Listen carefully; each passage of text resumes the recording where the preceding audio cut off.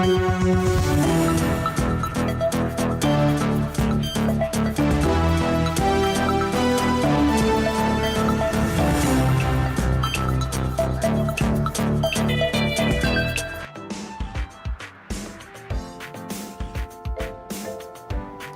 morning, ladies and gentlemen. Karibu sana. It is a feel-good Friday. I'm yours truly, Stanley Nyaringita.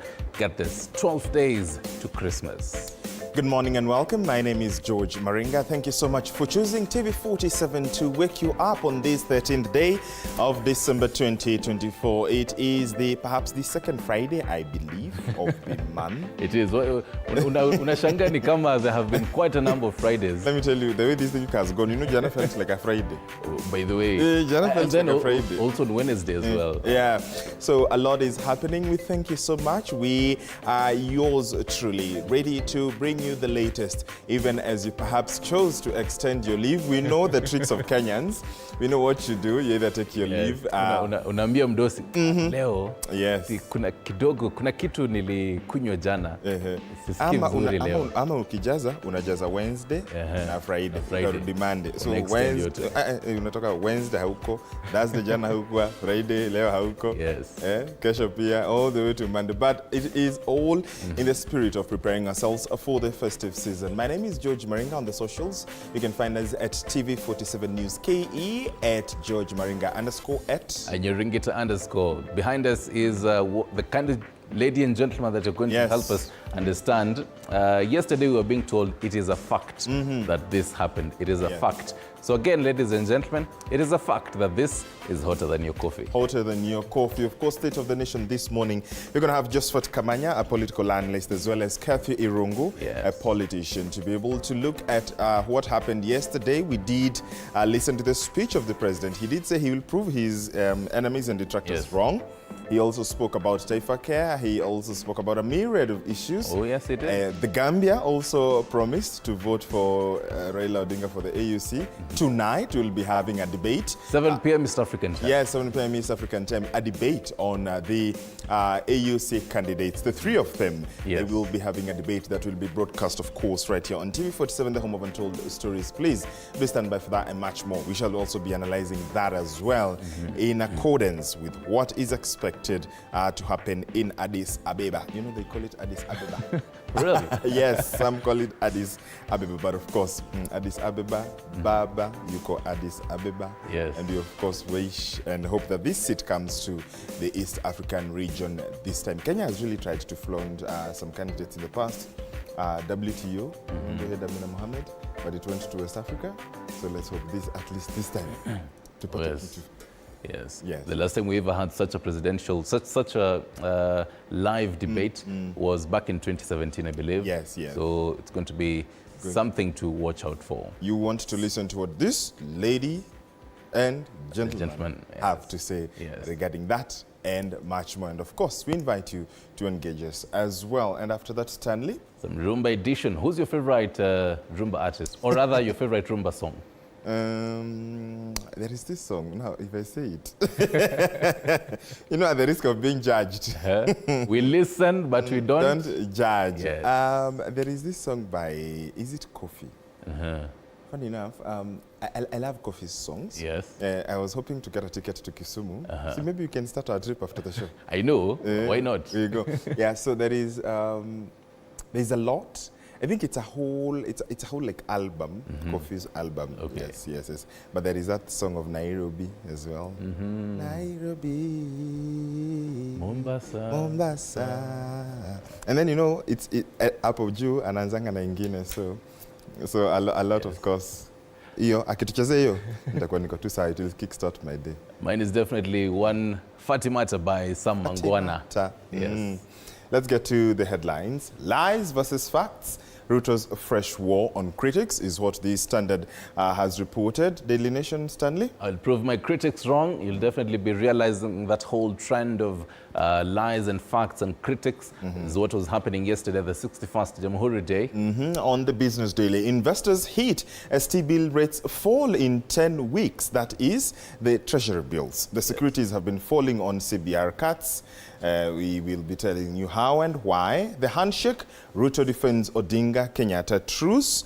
He said he will continue reaching out to more Kenyans. By the way, he said that, I think, in the first 10 minutes of his speech. You know, we were listening yesterday. I think he was also picking cue from Professor Kithure Kindiki, Deputy President, really loading his push on unity. Speaking of the same, I was telling you, critics is a very common word in these dailies. Ruto tells of critics. They're talking about a legacy is what is on the front page of People Daily. Now, Yona Kanan, si mimi, si wewe George, nani huyo? Dr. William Kipchirchir Samoei Arap Ruto asema anaiona Kanan, rais wa Jamhuri ya Kenya, jana kwenye sherehe za Jamhuri. Nakumbuka mtu wa mwisho akisema anaiona Kanan? Wewe nakwambia, sahi at least ayuko Addis Ababa. Karibu na Misri. By the way. Yes. Anaenda kikaribia. Hapo juu then Kanan. I love how you saw that. So let's now look at the Daily Monitor internationally. This is our neighbors Uganda. In Uganda, the people of Matoke. Museveni's letter put in the dock. President Museveni's letter on the functionality of the General Court-Martial has triggered more questions than it has answered the queries that have been flying around over the trial of civilians in military courts. That is in page 4 and 5. And Stanley, what do we have here? And they're asking quite a number of questions. First off, is it double standards? Why have many offenses that involve the use of guns, aggravated robbery, murder, and rebel activity not been taken to court-martial, but are instead being tried in civilian courts? Take an example of Jamil Makulu and others. They're also asking matters of auxiliary case backlog in the judiciary as well. Fast justice is what they are also asking.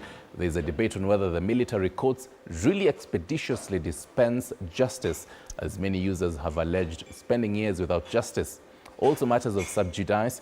There's a case before the Supreme Court after the Constitutional Court ruled that the GOM's powers are limited.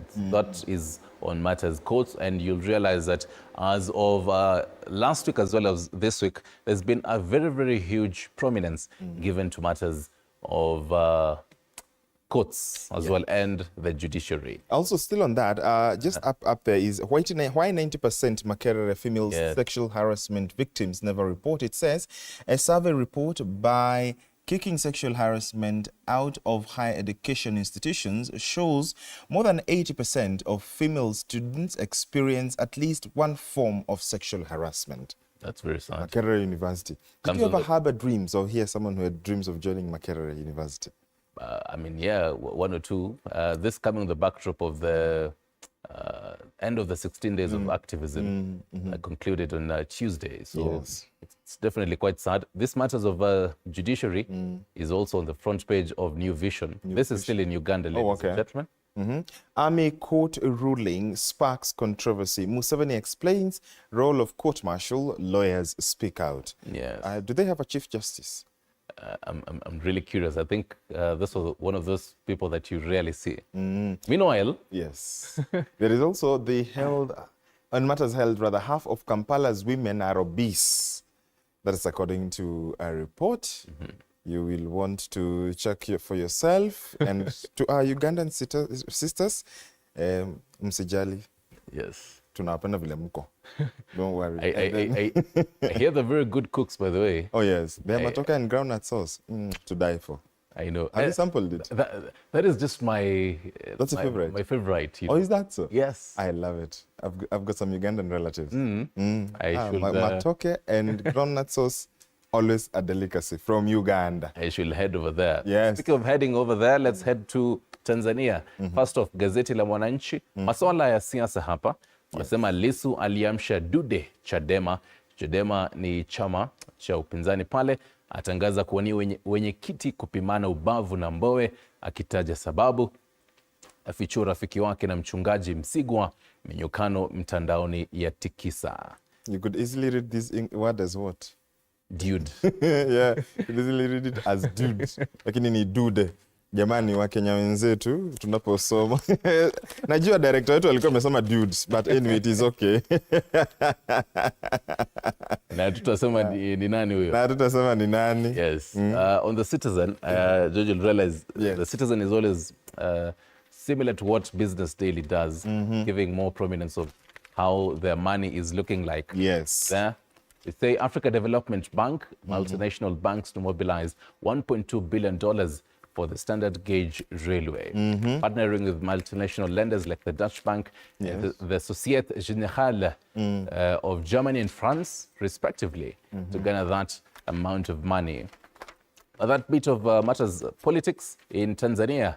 Battle lines drawn as Lissu eyes Chadema top post, and they have quoted what these two leaders are saying there. Mr. Freeman Mbowe, who's the chairman of Chadema, as well as a vice, Tundu Lissu, similar to what is happening in the opposition parties in Kenya as well. So, kule ni Tanzania. Kule Jamhuri ya Muungano ya Tanzania. Turejea nchini Kenya. Yes. And tell you how your Friday as well as your long weekend is going to look like. Nairobi. You're very keen to tell them about the long weekend. I mean, you definitely want to. We know our people.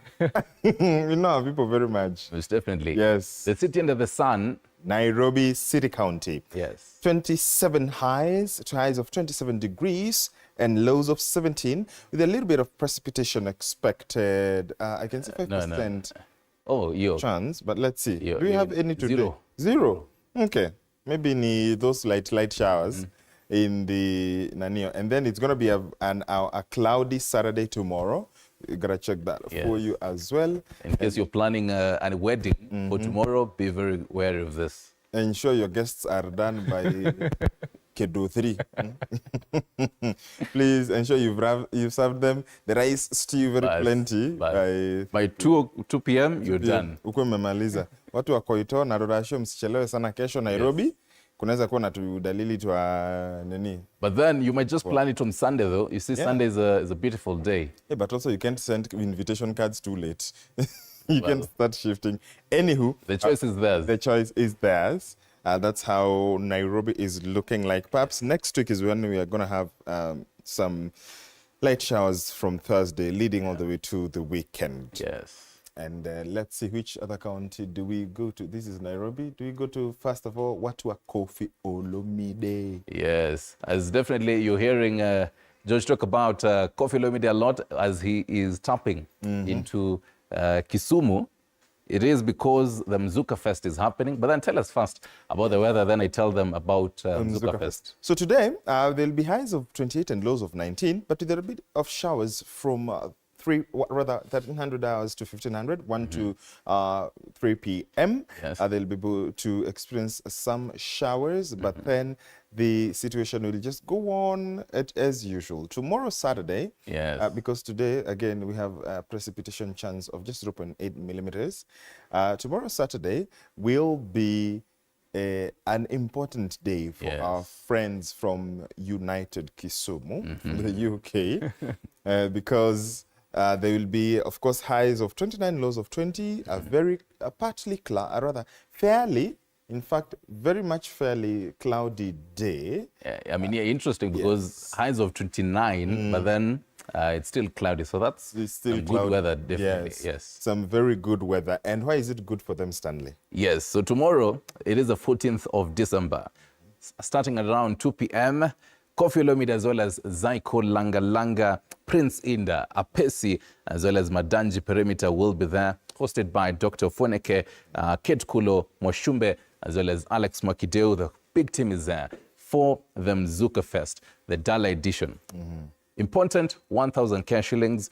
Very important, 4,000 cash shillings. Very, very important, it is 10,000 Kenyan shillings. And this is happening all roads leading to Jomo Kenyatta Stadium at Mambo Leo in Kisumu. Should we mention how our team arrived? You know, our lakeside cousins, relatives, and friends, they do not just arrive. Yes. They what? Thank you. They landed, Buana. They landed, Buana. Omera, yes. Go to our socials. You'll be able to see how our team landed, ahead of tomorrow. Yes. And you can also ensure you also land in Kisumu. Yes. Stanley and I are trying to get our tickets, by the way. Mtatuona huko, sishiaza na sisi. Let's go to which Mombasa country? Mombasa. Yes. Hey, okay, so it's going to be an interesting weekend for them. Yes. Leo kuko sawa, but... starting at 12 p.m. From noon. In case you're planning to go to the beach, do that before 11 a.m. Yeah. The precipitation of 1.8 millimeters from, Stanley said, from noon, from midday to around actually evening to 6 p.m. And then now Saturday, kesho, whereas the highs of 31 and lows of 26, also from 1, I think in the afternoon it's going to be rainy, so is Sunday kunanyesha saa ngapi? In the morning hours, in the really, morning it's going to be perhaps chilly. And then Monday as well. It's a Monday from from the morning all the way to around 3 p.m. From dawn all the way to 3 p.m. Plan your movements nicely and carefully in the coastal city of Mombasa, without forgetting Watu wa Marsabit. Finally, in Marsabit, highs of 29 degrees Celsius today. As of Saturday and Sunday, highs of 29 as well as 28. Some fantastic weather there. Not too high and not too low as well. That is how things are looking like over there. Have you ever been to Marsabit? I probably just passing through, but sikukaa sana hapo. It's a beautiful town. Okay. You ought to travel. I definitely should. Uanze na Laikipia, na nyuki on the Isiolo, then Laisamis, Marsabit, all the way to Moyale. Very scenic place. All right. And I think they should just establish our Hollywood over there. I know. It's very, very scenic. If I were in the Ministry of Tourism and in the Ministry of the Arts, peleka Hollywood na huko. Okay. Right. It is very, very scenic. And there's a lot of arable land, a lot of space. All right. So let's now go to the newspaper review. Nick, najua utaki kusikia mambo ya nani na unataka kuwa film director. Nini ni wewe? Let's get into the newspapers. Anyway, let's get to the newspapers.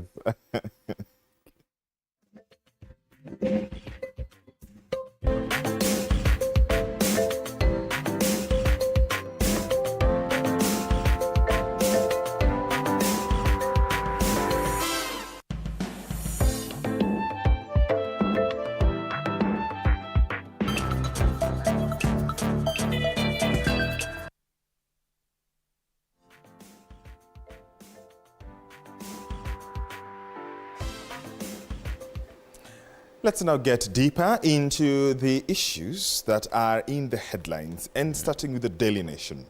I will prove my critics wrong, is what the headline is, the front page of the Daily Nation.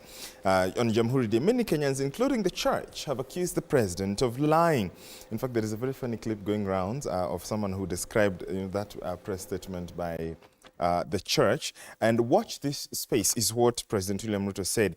Amid growing public criticism and simmering discontent about his administration, President William Ruto yesterday put his detractors on notice and reaffirmed his Kenya Kwanza government's commitment to deliver its campaign promises. Stories on pages 2, 3, 4, and 5. Stanley, did you notice the president chose a different way of delivering his speeches from just about last year, using the prompters? All right. He's those ones, the Obama ones, you know, the ones that usually come up at you, and that's how he is able to deliver. And I think it was a good move.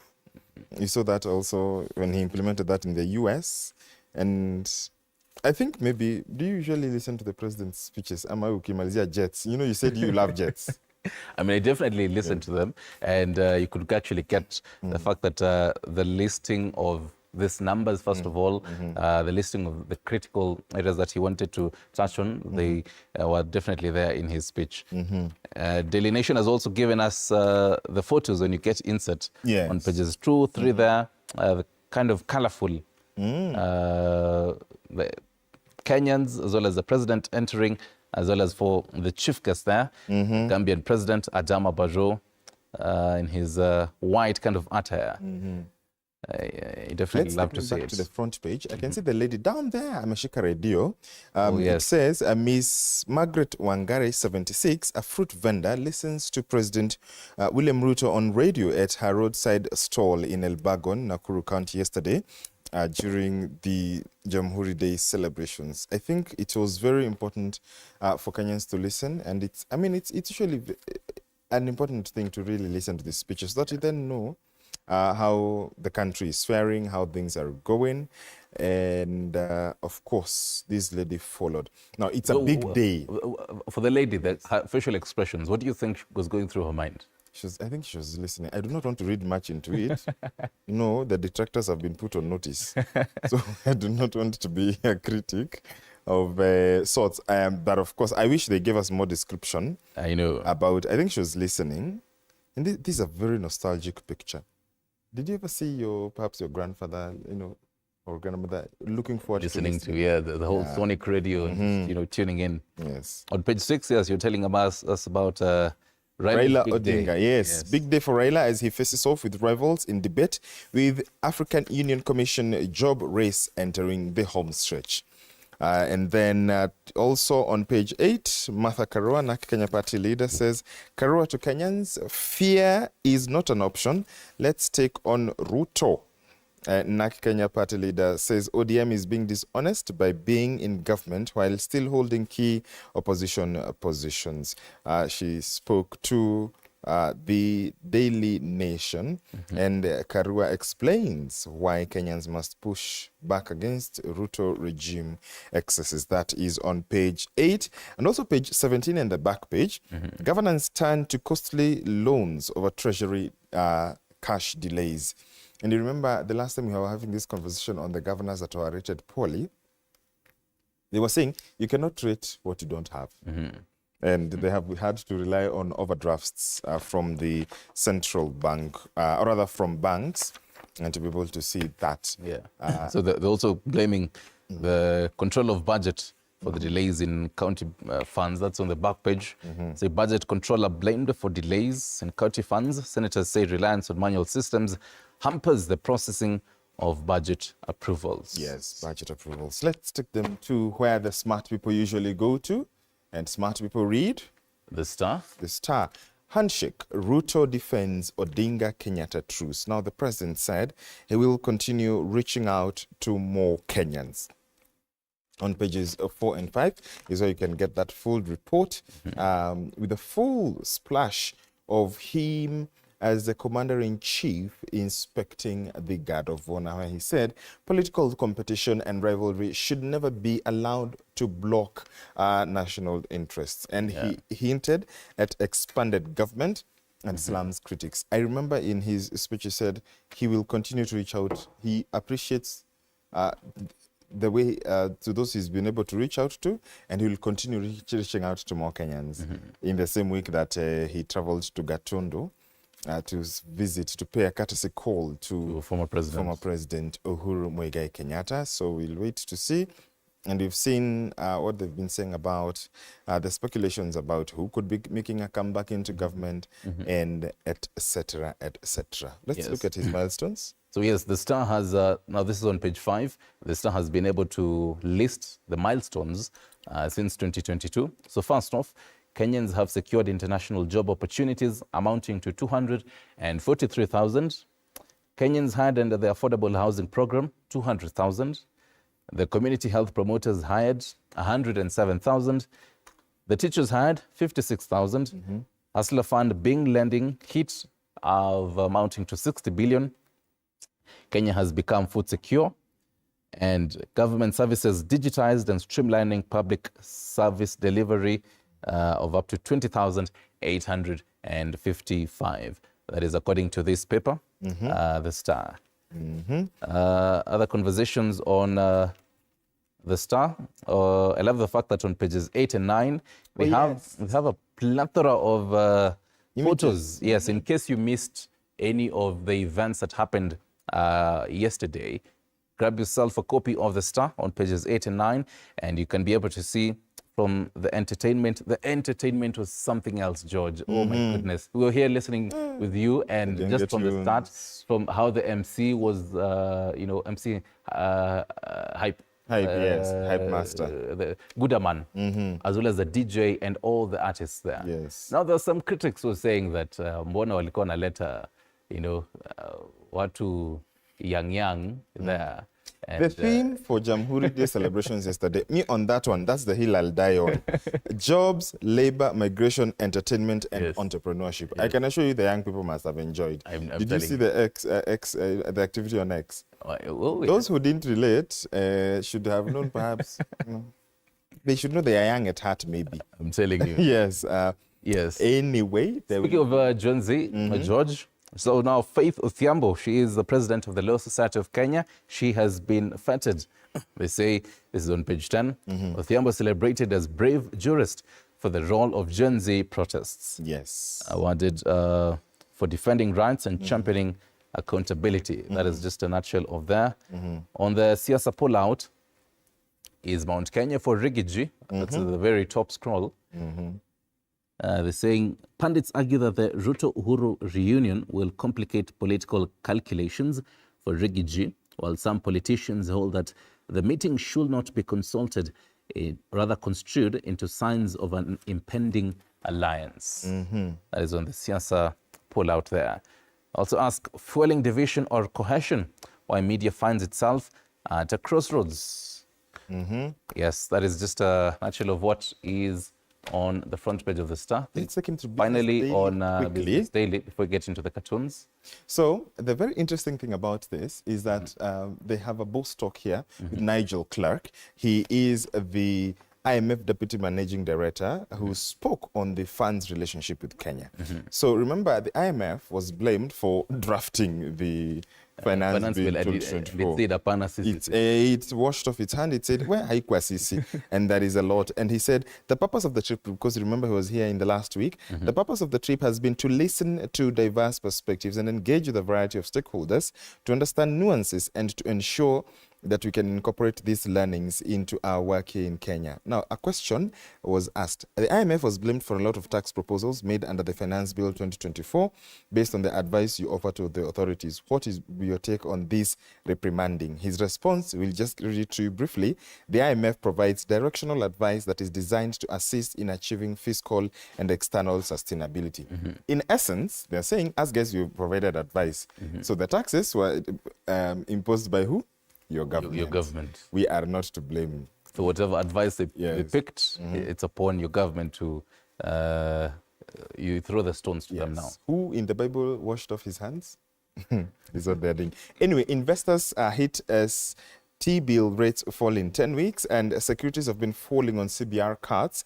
Benchmark rate slashed since August. Investors pumping tens of billions of shillings in treasury bonds and bills are reeling after returns and government papers plunged in one of the worst rout in recent years. Interest rates on treasury bills have fallen by between 5.1% and 6.6 percentage points since the beginning of October, reacting to the Central Bank of Kenya. We will be I think our Hibak Said will be giving us more details in our subsequent bulletins. I can see our guests of State of the Nation are already here, so let's quickly go to the caricatures. Yes, and I know this is what they're also going to be, alluding to, even as they continue. This is People Daily on Stano's Tech. Common Mwananchi anashikilia notebook imetoboka. Kenya's achievement at 61, hakuna kitu ya kuona. Hakuna kitu ya kuona. But then, there's some people who are saying it was at 60. There's a whole confusion on that. This is the Standard. Is this Murkomen? Yes, this is Murkomen. So again, the whole conversation about the African Championships that are set to happen next year in February, the CHAN, if you may, and he says, even if it means importing the stadiums to host these tournaments, we'll do it. So he's talking about the CHAN as well as the AFCON 2027. And there you do have those two balls there. Even if it means importing stadiums, so that's funny. Daily Nation. For East Africa, not Tibim or Tialala during the AUC debate. Please, I hope Kenyans. This is my favorite. Yes, don't go in Tibim and Tialala. And you can see who is on the shadows there. Is this Museveni? Yes, this is Museveni. Mama Samia. Yes. Obasanjo. Yes. This is South Sudan's president, Salva Kiir. And then the DRC, Tshisekedi. Oh, yeah, as well as Musalia Mudavadi, I believe, yes. Also looking. And then President William Ruto just pinching him and just poking him on the back. Sisahau. 2 points. 2 points. Finally, on the Star. On the Star, RIP BBI, but it seems to be Tunaifufua. Yes. And who is this Manyanaifufua? Well, he's wearing a yellow tie, so you can definitely know he is someone. Is this Moses Kuria? Good morning. He definitely looks like, according to me. And this looks like who? Uhuru and? The current president. Current president. Current and former president. Yes. Maybe that's caricatures. That's our interpretation. Anyway, I will be getting to pick from our analysts this morning on State of the Nation. Where are you watching us from? Thank you so much. As always, observe the community guidelines. If you're going to chime your feedback on YouTube, send in your questions, comments, or feedback regarding the program to we're having to you this morning. Thank you for joining us. So just to remind you of who we will be having. So even as you scroll, Kathy Rungu, as well as Josephat Kabanya, they're already in studio, and then yes, Najumi Pata. Finally. Almost there. Yes, there you finally. Josephat Kamanya and Kathy Irungu are already here in studio. A lot to discuss and unpack from those speeches yesterday, from the political language, from what you've seen this past week. It's really been a heavy political week, even as we enter the home stretch of welcoming the festive season. I am George Maringa. We are taking a break. We'll be back shortly. Oh yes, Stanley Yorongita is my name. Tupatane at 8 a.m. with yours truly, DJ Granite, for some Rumba edition. Tutumia request yako 22047. Tell us, what do you want DJ Granite to be playing to you at that particular time at 8 a.m. So fikiria, uliza watu, ambia watu, leo TV47 are playing Rumba edition as of 8 a.m. all the way to 10 a.m. for 2 hours just for you. Don't go too far. Weka remote hapo chini, tunarudi. Kabisa.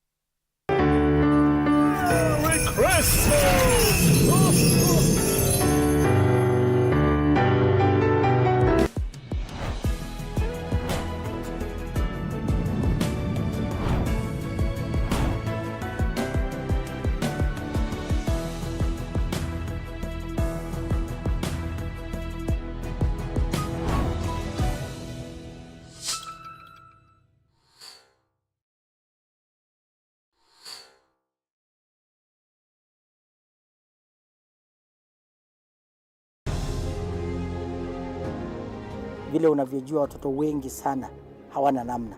Mimi ningependelea watoto wasome. I'm here to stress on education. At the same time, let us actually do any kind of sport that we are doing. Sport speaks the best language to everybody. Tunataka tutafute talents. Zile raw talents kutoka kule nyumbani mashinani mahali tuko leo. Hizi mbio za Chepsaita, like all other sports, zinaleta watu pamoja. We want to use this event to uplift the lives of the community. Anafurahia hii mchezo sana. Hata sikaange naambianga watu tuende Chepsaita. Wanafunzi wakimbie ili wakuze talanta ya mbio ama kuhimiza tena elimu. This is the place to be. Hapa ndipo mahali wanastahili kuwa tarehe 7. Wale watoto walikimbia last year, wamekimbia mpaka wamefuka mipaka zetu za Kenya.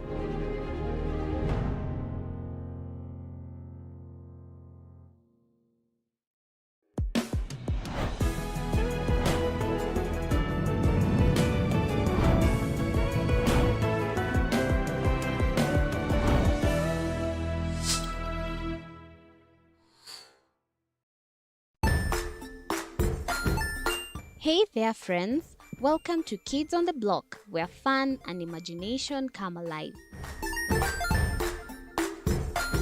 We dive into magical world filled with exciting adventures and awesome friends. What position were you in? I was number 2. What position were you? Number 1.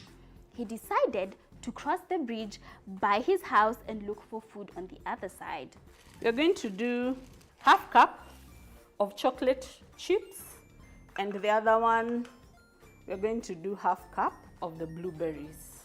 So, Grab your imagination hats and get ready to explore with us. Join us every Saturday at 9 a.m. for new friends, amazing stories, and tons of laughter.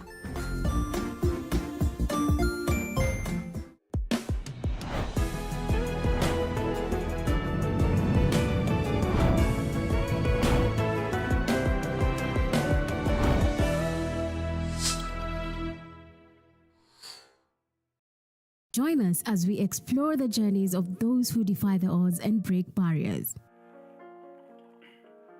We dive deep into the stories of triumph. Sometimes when parenting a child with a special need or whatever disability, family life becomes a bit complicated and you may end up raising the child on your own. Here, we inspire. I have a farm which one we showcase with other dyslexic youths and autism, how to farm. Motivate. It's never easy, but what we do, the best thing is to work with another parent who has an elder child than yours. And break through the barriers one story at a time. Push your boundaries beyond the limit. Saturdays at 8 p.m.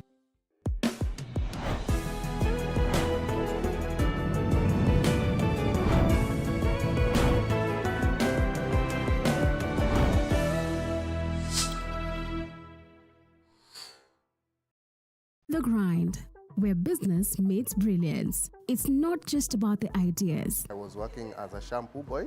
I used to wash clients' hair on the sink. It's about making them happen. From big wins. In primary school, when we would be asked what people want to be, I was categorical that I want to be a nurse. To hard lessons. The consoles change, the gaming equipment keep changing. We cover it all. Tune in to The Grind, where every episode is packed with insights. The person who is serving customers, always be a customer-centric. Strategies. When you pay attention to detail, you get luxury items. And stories to fuel your ambition. Don't just dream it, grind it. Mondays at 7:30 p.m.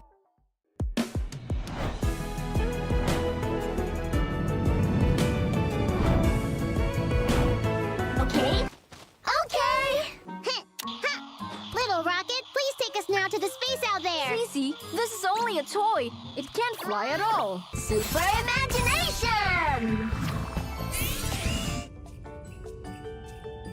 Wow! Let's play dominoes! Hey! Wow! Now here we are. Welcome to the laboratory, everyone. First, I have something amazing that I want to show to all of you.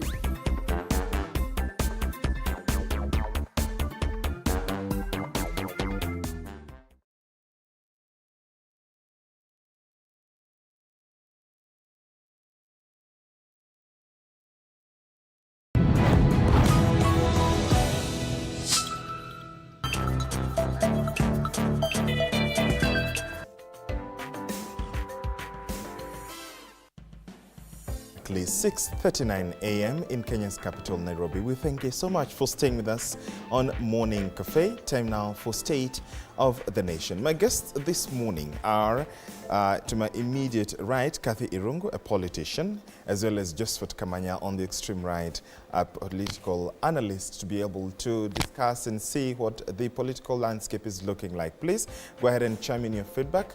Our YouTube live stream chat is open. Just ensure you observe the community guidelines.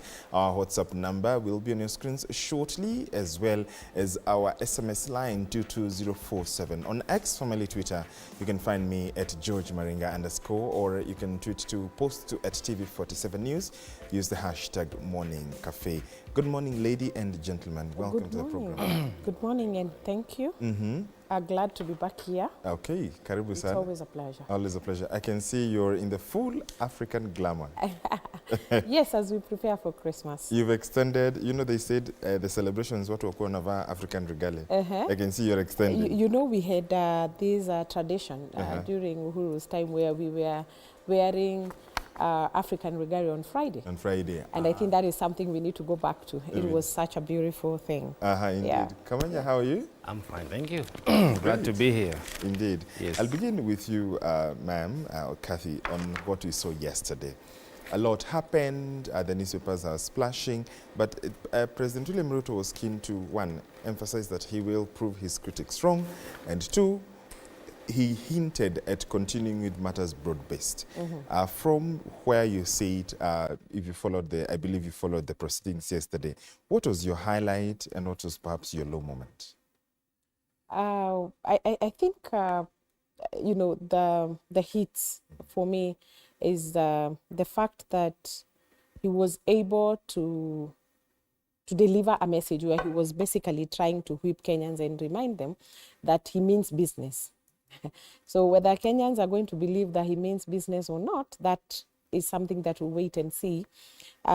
He also highlighted the achievement of his government, including the affordable housing and the SHA program, the SHA health care program. And I think those have been very dear projects to him, and he has time and again, you know, given that a lot of highlight during all his addresses. But I also think the misses for me, where I was at Uhuru Gardens, and to me the mobilization wasn't very good. It is like people didn't turn up very well, even in Nairobi. And then when I went back home, I watched TV and I saw that in most places, you know, what we call mashinani, I saw Mombasa, I saw Mount Kenya, where I come from, and many other places. And clearly it is like people kept off. That speaks to perhaps people who are not very motivated, people who are not very happy. But these are things that Kenyans have been saying throughout. Then when you look at then there's other issue that he raised, which to me is an important issue, and it is one of those matters that for me as a politician I'll be watching keenly to see how far we go with it, is that he is willing to listen to more and more Kenyans. He said he's going to include other Kenyans of goodwill into his government so that they can consult, and so that now we can include those voices that were excluded before. So yeah, for me, I think that's something I want to pay close attention to. Just what yesterday, the president even went ahead to ask, by show of hands, how many Kenyans have registered to Taifa Care, and it's of course it's the very interesting and controversial, do I call it controversial really? But the health program that has received a controversial feedback from Kenyans. There did seem to be some reception when he asked ni Wakenya wangapi wameregister. You know, everyone must have just been either absent-minded or did just want to show, whereas you have the statistics. What did you make of that speech yesterday? Well, it's a feel-good Friday.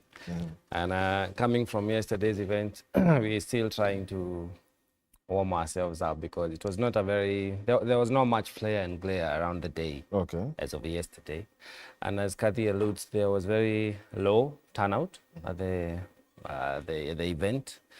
Hence, maybe the response on the call for who has registered for Taifa Care was not very, well applauded. But I think by and large, I did hear the president say that come January, he would want to see all students, all school-going kids registered under the Taifa Care. I think for me that is very key, because remember, we had Educare and used to take care of students. And when it was withdrawn or rather disrupted, we have even experienced loss of life. So I hope that comes to be. But as of yesterday, yes, the crowd was not very well motivated. I think people were not as excited because there really wasn't much new stuff that the president came out to pronounce himself on. Yeah, so it's also, I noticed that there was very low attendance of dignitaries, and persons from other states, especially in Africa. So I think we are not, perhaps the focus is on the AU, but also maybe we are not very warmly welcoming or being felt in terms of association with other partnering nations in Africa. Further, I realized the president still insisted on the affordable housing, and he alluded to, how farming is really picking up. These are issues he has spoken of before. Then further, I also tried to focus on other events around the country. And I realized, you know, there are some places where there were fracas, there were skirmishes. People did not even want to listen to the president's speech. There are places where people did not attend almost at all. You know, even members of parliament were no-shows, senators. I mean, people did not really turn up. The allure is really diminishing around these public holidays. And I think my read on that is that people are not keen anymore to hear what the government has to say because nothing is very promising or exciting, which is a sad state because these are some of the historical holidays that bring us together as Kenyans, you know. It's a call for patriotism when we remember where we're coming from, you know. The fight for freedom, the steps we have made, the progress we have made along the democracy path. So when we see ourselves really not excited about such, it's a bit worrying for me. Let's listen to the stories that were prepackaged about, you know, the milestones that the president spoke about, Kenya Kwanza, you know, what the Kenya Kwanza government and administration has achieved so far. 2 years since he took over from his predecessor Uhuru Kenyatta, the head of state now says he is comfortable with what his government has offered so far, amid critics from the opposition and from Gen Z protests. While addressing Kenyans at the 61st Jamhuri celebrations here in Nairobi, President Ruto said he acknowledged the work his government has done and the milestone Kenya Kwanza has achieved in creating the necessary conditions for progress in every value chain that supports the progress of its plan. I am confident that we are firmly on course to transform opportunities for our creative industry. I salute the actors in our creative space whose work brings life to our cities, streets, and screens. Yet, their achievements are overshadowed by injustice. Musicians, who are the heartbeat and soul of our culture, have long been denied their rightful earnings. The president says that the bottom-up strategy, which his Kenya Kwanza alliance used to win the presidency, was revolutionary and the foundation of inclusive economic growth, noting that his government plans to stay loyal to its manifesto and fulfill all of its commitments. There is no doubt that this agricultural transformation is the direct result of our strategic decisions to shift public resources from consumption subsidies to support productivity. According to Ruto, financial inclusion is now a reality for millions of Kenyans through the Hustler Fund, which is marking its second anniversary for empowering Kenyans by lending a total of 60 billion shillings so far. The affordable housing strategic pillar of our bottom-up economic transformation agenda has so far created 200,000 jobs and thousands of indirect opportunities across the building and construction value chain. The universal healthcare coverage pillar has engaged 107,000 community health promoters. Ruto says through the e-citizen portal, the Kenya Kwanza government has digitized more than 20,000 government services that have helped in streamlining public service delivery. Through the e-citizen portal, we have digitized 20,855 government services, streamlining public service delivery, enhancing transparency and efficiency, eliminating opportunities for corruption, and increasing visibility and mobilization of public revenues. Mike Kagwango, TV 47, Nairobi. Wananchi wazalendo sote tusimame kwa heshima. Indeed, thank you, Mike, for that report. What do you make of this? He is very, keen and very particular about enumerating the projects himself. Do you think that choice of communication is what is a problem? Do you think, rather, is it actually a good way of even communicating? Should he be the one, quote unquote, beating his drum? Well, you look at it, also, if you do not speak for yourself, who will? Who will speak for you? Number one, I think there's a communication problem within government, and you can actually pick it very clearly. Because one, you'll hear a PS, a principal secretary say this, and then tomorrow a cabinet secretary will say the other, then the president will come and contradict all of them. I mean, it's the same thing that you have seen with parliament, when they pass a bill and then the president comes and says, no, I'm not going to assent to this bill. And then from there, then it becomes an issue like what we did with the finance bill. You know, look at the Adani issue as well. There was a rush, you know, to have Adani do all the, I think, over 20, or was it even over 40 projects under the PPP.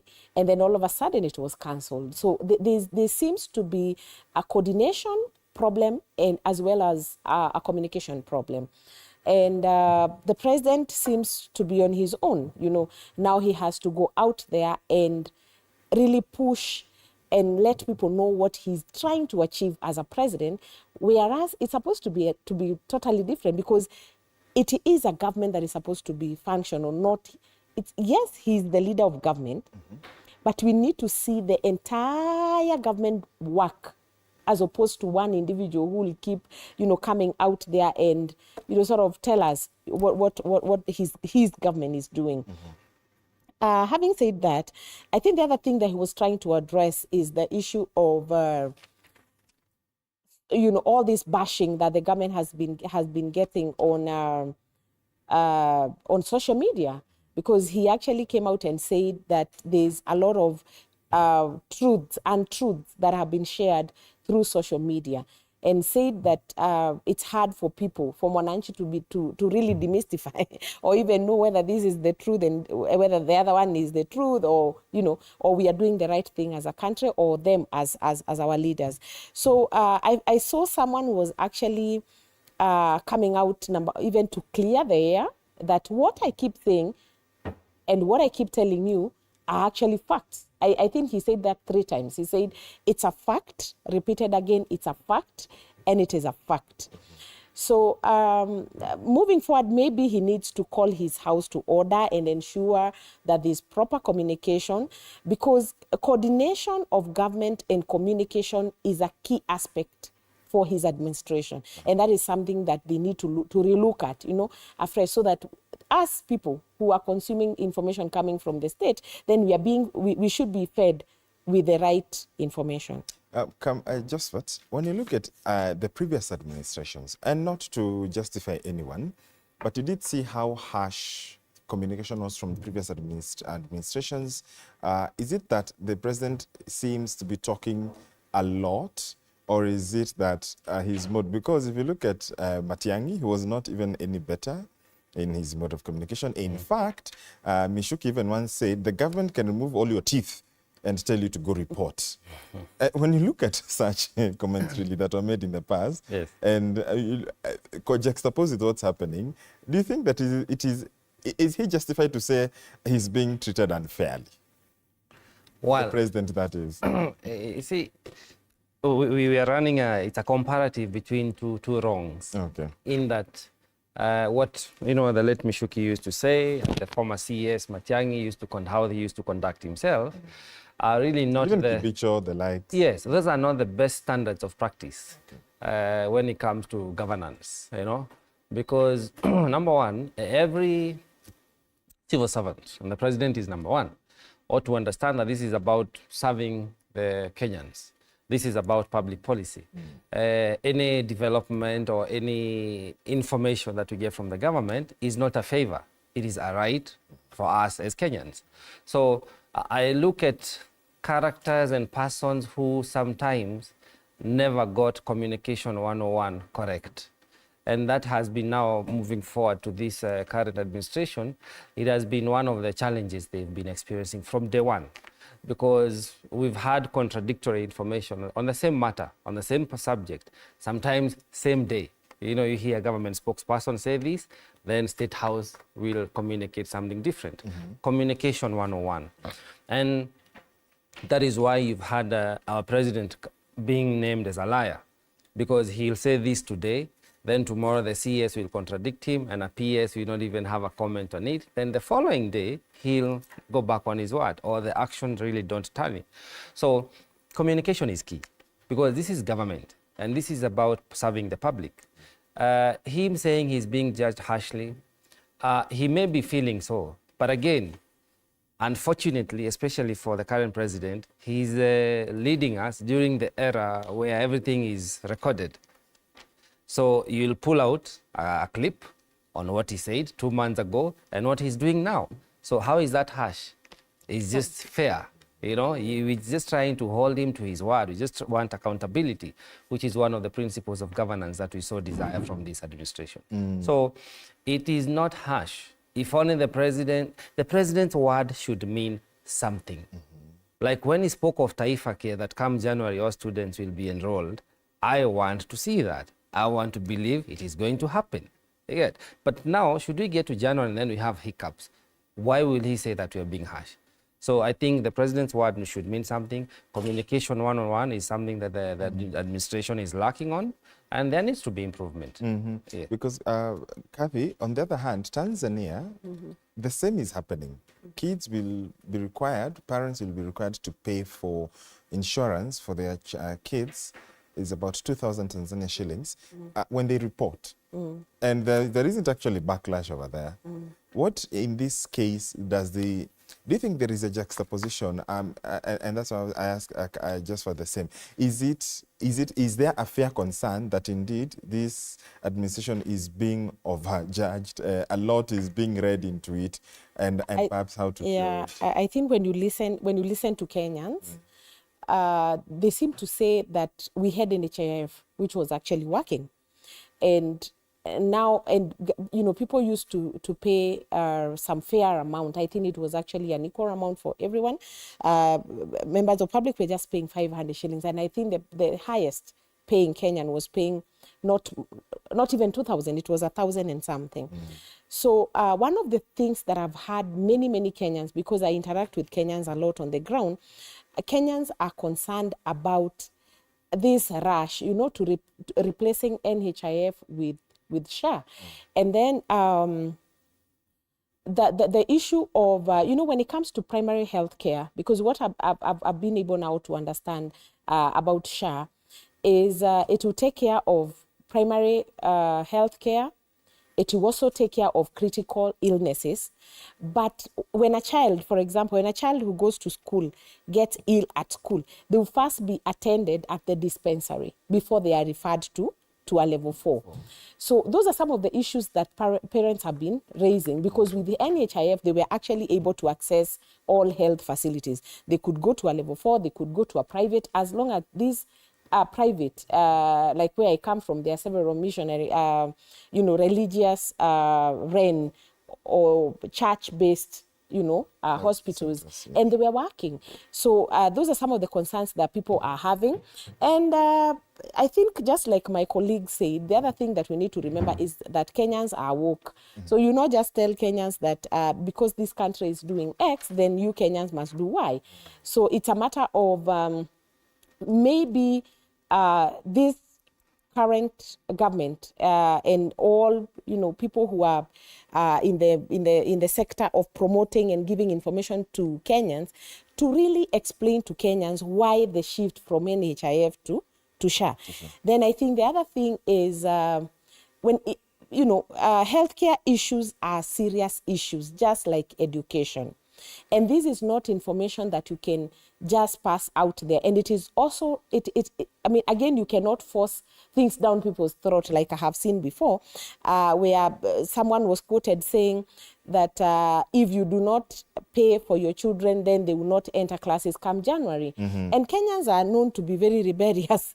So I think the best thing is to really get to the grassroots, let people understand why we need SHA, let people understand even why we need affordable houses, and all these things that the government is you know, keep talking about, which I do not believe they are the wrong things.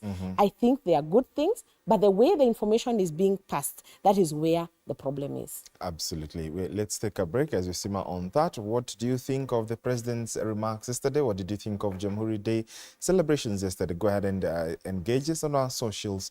We are taking a short commercial break. We are back on to continue with State of the Nation in a few minutes. Please do stay with us.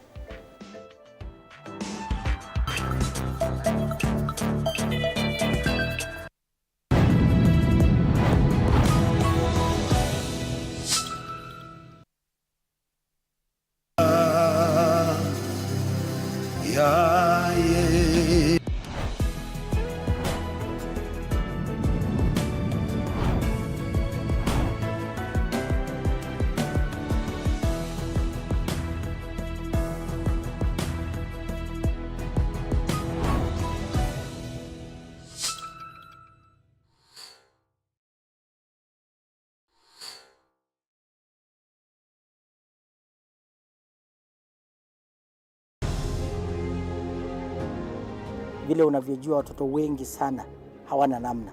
Mimi ningependelea watoto wasome. I'm here to stress on education.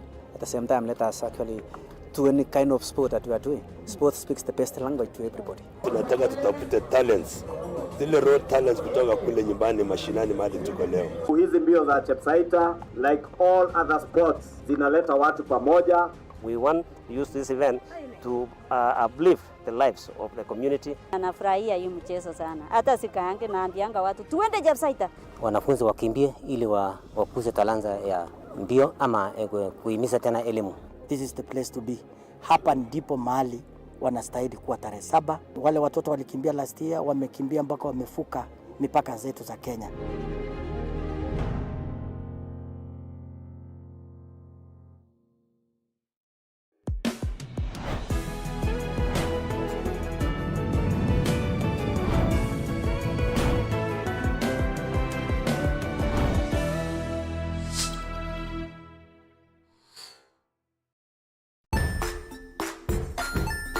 Hey there, friends.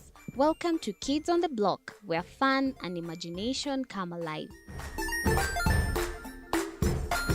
We dive into magical world filled with exciting adventures and awesome friends. What position were you in? I was number 2. What position were you? Number 1. He decided to cross the bridge by his house and look for food on the other side. We're going to do half cup of chocolate chips, and the other one, we're going to do half cup of the blueberries. So, grab your imagination hats and get ready to explore with us. Join us every Saturday at 9 a.m. for new friends, amazing stories, and tons of laughter.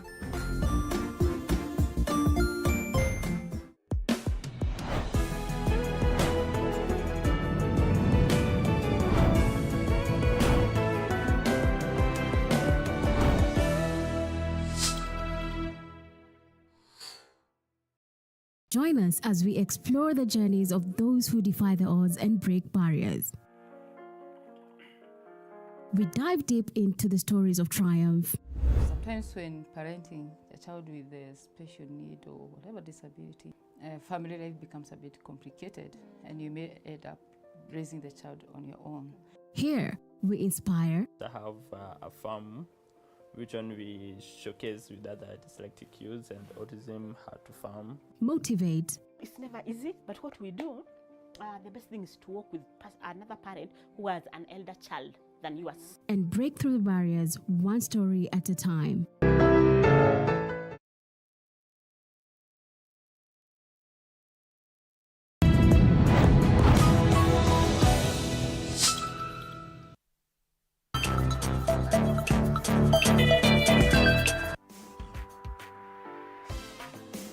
Welcome back. You're watching Morning Cafe right here on TV47, a State of the Nation with my guests, Kathy Rongo, a politician, and Josephat Kamanya, a political analyst. Josephat, as we wind up on matters development, because the campaign promises for this government were really based on the economic conversation and, you know, bringing everyone together, bottom up, better, the hustler narrative, the hustler movement and everything else. It was economic empowerment.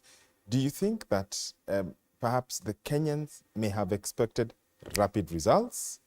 Was there an issue of over-promising so that then to get to where we want to get, according to what the president promised, we need to do groundwork, and the groundwork seems to be taking longer than has been expected. Also, how long should groundwork take? Yeah, it's a very good question, because once we launch ourselves into a campaign mode, we all come out with a promise note, a manifesto, a plan in this case. And the plan is well stipulated on what we anticipate to do and how the progress we may want to make, and areas of concern, because every administration has its own legacy project that they want to embark on.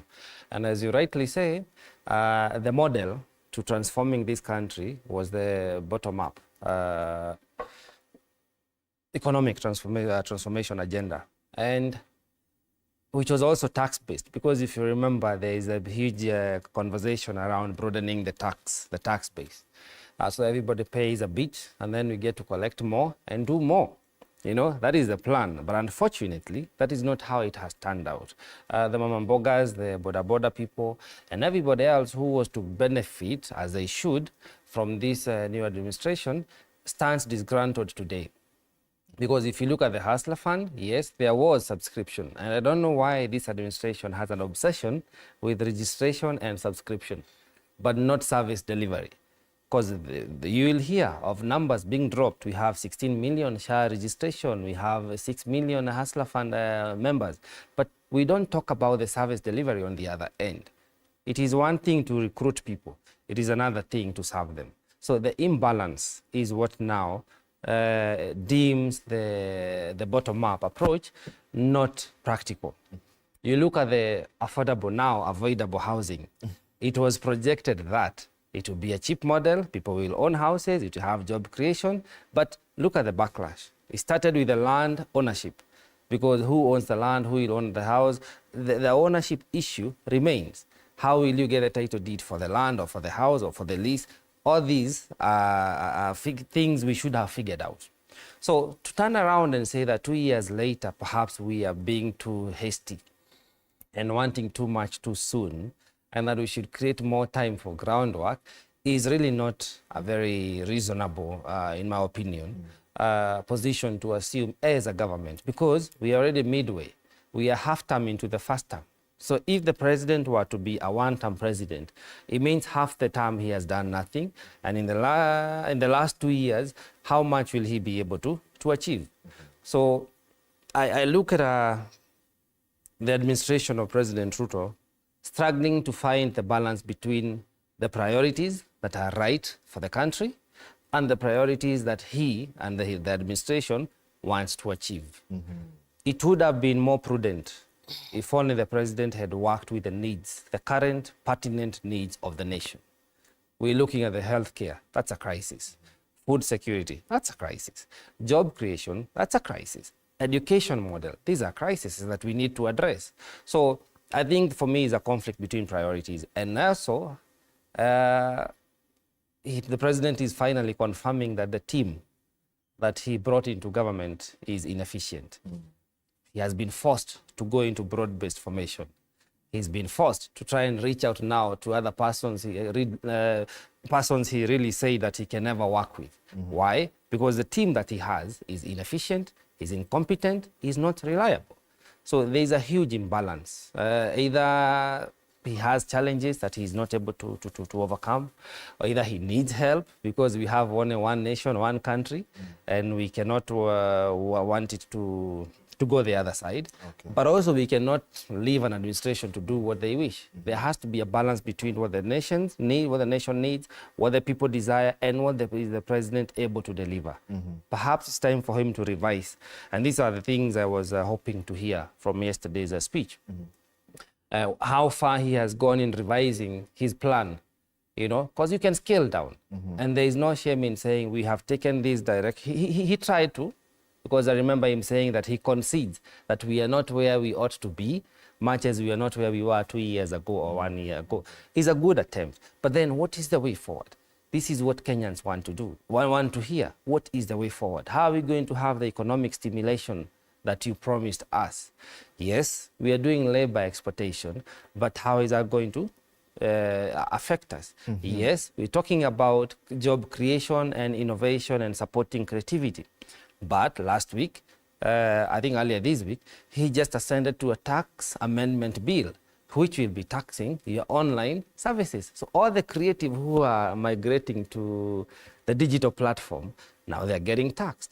How does that affect, the economic crisis that we are in? So there's a lot of imbalances that we are experiencing, and it is upon him, because he's the leader of the pack, to really know which characters, what persons, which people can I work with moving forward. He has the friends he has, he does not need any more enemies. Let's listen to a story about his message to non-believers, and then now we come to that, the one he must be, of course, referring to those who do not believe in his vision. And he said, I will prove my critics wrong, watch this space. Let's listen to it. Yet again, President William Ruto has responded to critics over the progress of his ambitious economic transformation plan. 2 years on, and there has been constant mounting criticism and discontent over the progress thus far. I see clearly that a lot of what passes for fact are actually falsehood, and that most opposition is based on inaccurate representations and sometimes outright disinformation. It is this criticism that led to mass protests in the past few months that erupted across the country, driven largely by dissatisfaction with rising taxes and a perceived disconnect between the government and its citizens. For how long will cynics mobilize Kenyans to deny facts that they can feel, that they can touch, and they can see? Since then, the government has continuously faced significant backlash on social media against its administration policies, to which Ruto maintains is based on fake news perpetuated through digital platforms. When we say that our farmers are producing more and better, it is a fact. When we say that Kenyans who have registered for Taifa Care are receiving better services than before, it is a fact. These sentiments from the president come barely weeks after he slammed Kenyans opposing his government projects, noting that there seemed to be an evil spirit of opposing everything in the country. What will they say in a few weeks' time when we begin to give keys to new homeowners of our affordable housing units? President William Ruto's major headache in the last 2 years has been convincing Kenyans on his administration's achievements, and is in the middle of what he says is a propaganda campaign to water down his performance ahead of his re-election in 2027. Sheila Chelangat for TV47 at the Uhuru Gardens in Nairobi. Thank you, Sheila, for that. So, Kathy, there is, what will they say when we start giving keys to homeowners? In a few weeks. In a few weeks. Yeah. When we say about agriculture and everything, it is a fact. Are they facts, in your opinion? Is it true? As a Kenyan, do you buy it?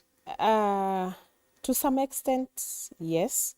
Especially when you talk about the bumper harvest that our farmers had. I'm a farmer myself, and I know this year we had a bumper harvest, especially including for like maize. things like onions even. Yeah, but that was because of the rains to me. But of course, the president says that there was availability of fertilizer. That's something that he has repeated time and time again. But remember, this is the same. It's still, I think, early this year when we had the fake fertilizer. So I think when you hear Kenyans doubt perhaps what is said by this administration at times, it is because of the contradiction when it comes to the reality on the ground. And then I really, at times I really sympathize with him, for sure. But then he has to show us that things are working. You know, there's telling us, and that he does all the time, because we can really hear him say, and we have heard him many, many times. In fact, we had even heard him before he was elected when he was making the promises. But I think right now what the Kenyans want and what citizens are actually agitating for is for them to feel that those things are happening on the ground. You know, when I go to Nyeri, where I come from, where are the affordable houses? Who are these people who are getting the keys? When I go to Mathare, because I hear, not Mathare, it's this other place, Mukuru kwa Jenga, where are the houses? Who are the people who are benefiting from this? Because that is one of, if we take the statistics, then that is more telling than just telling a tale. Because when you tell a tale, people can come and poke holes and say, no, this is not true. But then, you know, the president sounded frustrated. And of course, you can tell why he's frustrated is because he is saying these things, but Kenyans don't seem to believe, or Kenyans are not believing. And Kenyans are you know, even mimicking him on social media, on TikTok and everywhere else, and they're calling him a liar. Let them give us the statistics, let them show us the people who are benefiting from all these things, so that from there, maybe Kenyans are going to believe everything that the president is saying. For me, I think that would change the narrative quite a bit. Yeah. Just what? Does he need to get a whole team all together? You remember, and I wanted to bring that message because she spoke about the lonely. You remember during that time when the president was saying he felt like a lone voice in the executive. With even the entry of Professor Kindiki into government, do you think these are the right people he's getting? Should he overhaul again? Who then should he get? Should he get people who are from camps that did not believe in the bottom-up economic transformation agenda? I mean, who should he get? Well, you know, if you were to prescribe. To whom much is given, much is expected. Okay. We trusted that the president has the wisdom to pick and choose persons and Kenyans that can help him deliver. Unfortunately, that has turned out not to be the case. And that's why, indeed, you've heard him say that it is lonely at the top. He's been the only man talking about what government is doing and defending the projects. And that seems to have changed in the past couple of weeks, where he's now whipping the CSAs and the PS to come out and try and speak for the government. Unfortunately, you see, it's a script that Kenyans are not buying, because you do not need to tell Kenyans what you're doing. Kenyans are able to see and feel, you know? And that's why he's saying the critics, because that's feedback. It's feedback from Kenyans. Having said that, I may not be able to prescribe, as you mentioned, the people for him to work with him. But what I would say is that he clearly needs to change tact, because it is very difficult to serve a public that does not have faith in you, that has lost confidence in your team. It is very unpresidential that within a month, 2 different occasions, people have declined to listen to what the president is saying in writing. Remember, it happened in Moranga, there was a funeral, then there was yesterday. People say, we don't want to hear that. So that is very telling. And if I were the president, I would not worry much about the political class, because these are not the people who really got him into power, per se. The people who voted for the president have expressed themselves clearly, loud and clearly, that we do not have faith in you as a president. Then the president turns around and goes for who? The politicals. Then there was the impeachment of the former deputy president. And we said that if indeed the former deputy president was a problem, he deserved to go. And the vis-a-vis, if the incoming of the current deputy president is a solution, then he's more than welcome, and we hope there'll be changes in the country. But we are not seeing anything, you know, yet. So I wouldn't prescribe persons to work with, but it behooves the president to know how does he move forward, whom does he need to drop, because there are people who also attract chaos. Remember, a lot of indifference that we are experiencing, political indifference, is coming from within, is coming from the government. The government, also, I mean, we have no opposition per se. The president managed to prevail over the ODM fraternity. They are in government. But when you hear of the internal conflicts, first from the UDA party, you've seen how fragmented it is. Then you look at the government. It's the impeachment of the deputy president has also done some harm, political harm, to the president. None of this, the Gen Z revolution came to life from the finance bill that collapsed, that which came from the government. A lot of the undoings have come from the government. And what the president is receiving, or this administration has been receiving, is feedback from the people on the performance of the government. So we don't need the auditor. We do not need the auditor general.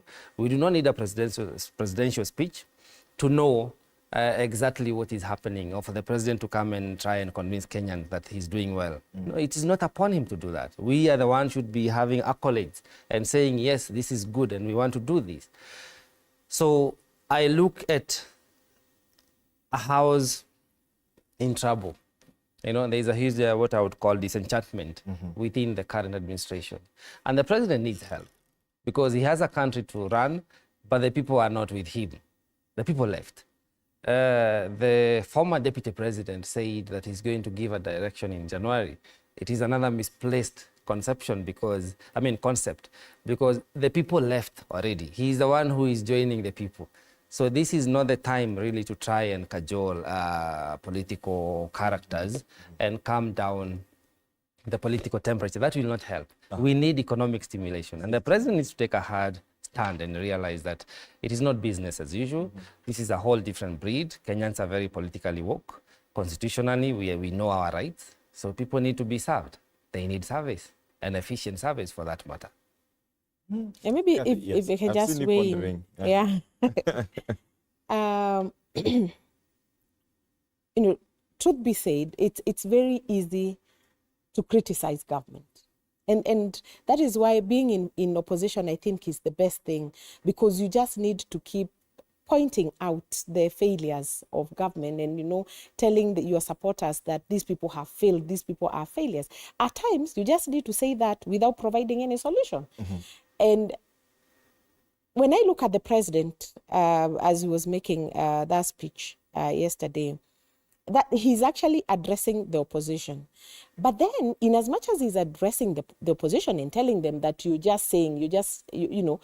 what are the alternative? I think the people in the opposition need to provide alternative, and that is very important, so that we also know if this is not working, then what works for us. And that doesn't mean that then the current regime continues doing things as they have always done.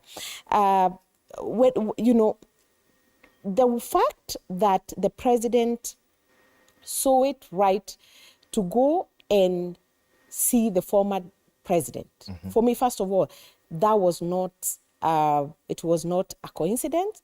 It was something planned. I mean, you can tell in politics, things don't just happen. Yes.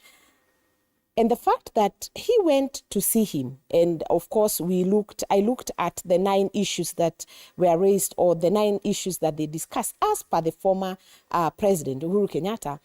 Those are the same issues that have been raised by the Gen Zs, by the church, by all of us. And that is exactly what the former president, asked the current president to relook at. So I think the reason why President Ruto is reaching out to the former president and to all the people that he mentioned yesterday is so that he can correct. I want to believe that he must have reached a point where he feels that I need to go seek counsel. I need to go talk to people who've been there before. Because remember, President Uhuru Kenyatta handled the COVID, the COVID menace. I mean, everything around it very, very well. He had people in his government who were able to work, people in his government who were able to deliver. So I want to believe these are some of the conversations perhaps they had to see how we can steer our country forward. Yeah. So moving forward then, what did you expect to see in January? Of course, this was the last national holiday, perhaps between now and Christmas, maybe a Christmas message, a New Year message. What would you be expecting to see in the New Year? There was even a rumor of a cabinet reshuffle, perhaps this week. There was a lot expected to happen. He says you will see results very soon. What would be your quote-unquote expectation, or what would you like to see come January next year? You see, already as we speak, we have 2 positions in his cabinet that are not filled. That is the interior docket and also gender. And those are critical, especially interior. They are critical administrative positions that require to be filled and require to operate as normal, Yes. And for me, I don't know whether there's going to be a reshuffle, but then I would expect that maybe as we move towards January, we need to have a full cabinet. But most importantly, he needs to call his troops to order. And maybe that is why he has repeatedly said, you're going to see change. You're going to see things, work differently and stuff like that. And we need that because, I mean, how do you instill hope in Kenyans right now?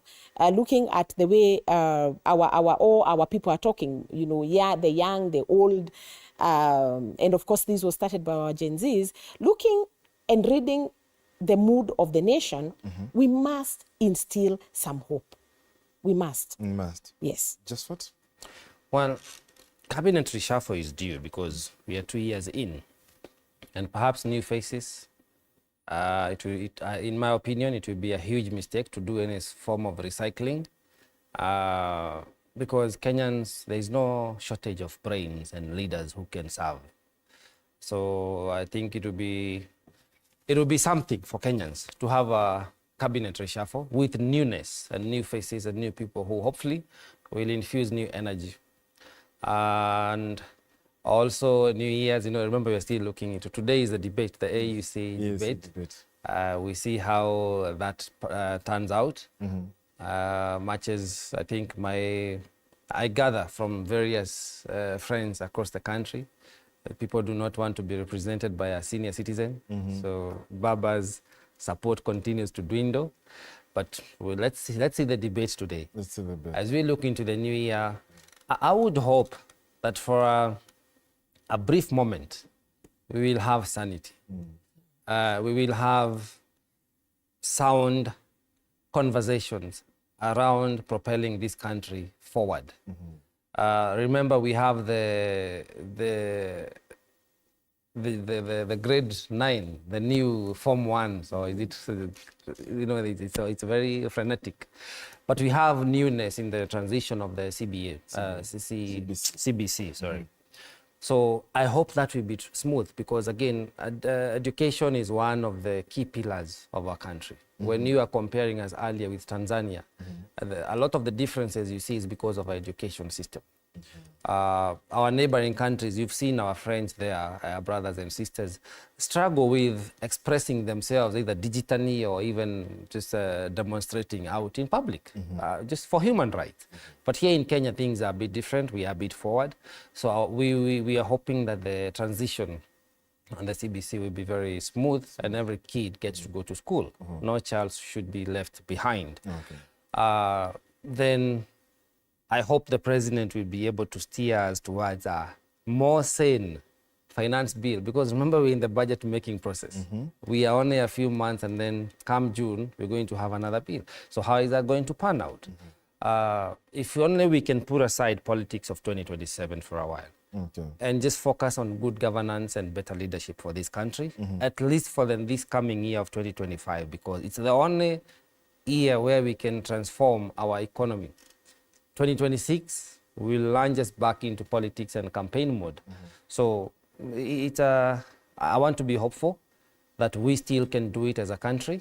And it's a challenge now to the president that you take the mantle, you have the coming year, make it a fresh beginning, inspire hope, and deliver, as you promised. Let's not talk about 2027, because Kenyans are either decided or they shall decide then on who becomes the president. Doing things now vis-a-vis election of 2027 is counterproductive. Let's look at the state of politics now. We did see the visit to Gatundu, and yesterday the president also defended his unity with Raila Odinga, whose debate is today. We'll also be getting to that shortly. But let's take a look at that story on Ruto's unity with Raila Odinga.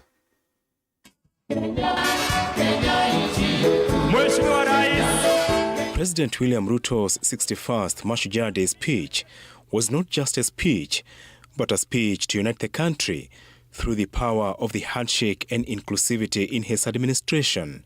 On a week, he met his predecessor Uhuru Kenyatta at his Ishaweri home in Gatundu, Kiambu County. I am grateful to distinguished patriots who have demonstrated outstanding leadership across the political aisle for the spirit of goodwill in which we have engaged to address critical national issues, including resolving the inclusivity challenge by formulating the broad-based government. Beset by challenges of uniting a nation, criticizing his promises, structural challenges in the health and education sectors, economic challenges, and lack of trust, President Ruto waged the unity card, telling the nation it will help to address problems facing his administration, a key reason why he formed the broad-based government with former Prime Minister Raila Odinga. I will continue to reach out to Kenyans of all walks of life,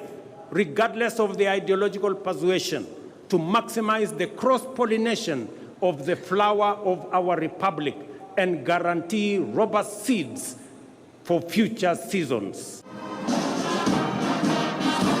The president, who has been on the receiving end for not accepting criticism, even calling his critics people with evil spirits, changed tune in his speech, saying he is open to being interrogated by Kenyans.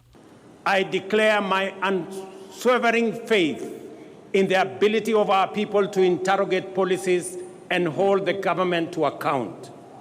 This is the essence of democratic freedom, a civic duty for citizens, a responsibility for leaders, and a necessary imperative for our success and progress. Welcome, Your Excellency. Deputy President Professor Kithure Kindiki, in his first national holiday speech, and Nairobi Governor Johnson Sakaja, commending the president for reaching out to Odinga and Uhuru and ensuring the country reads from the same script.